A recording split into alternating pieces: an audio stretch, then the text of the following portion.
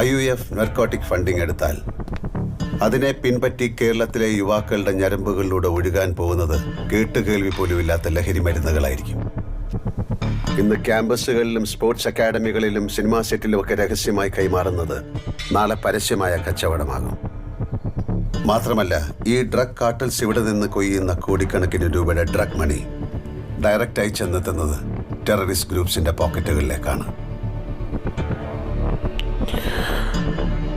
എന്നെ അറിയാവുന്നവരോട് ഞാൻ പണ്ടേ പറഞ്ഞിട്ടുണ്ട്, narcotics is A dirty business.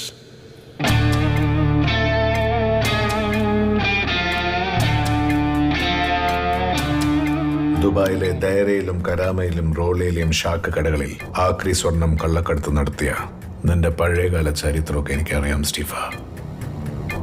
കൂടെ നിൽക്കുന്നില്ല എന്നുള്ളത് വിട്ടേക്കോ, പക്ഷേ എതിർക്കാനാണ് ഭാവമെങ്കിൽ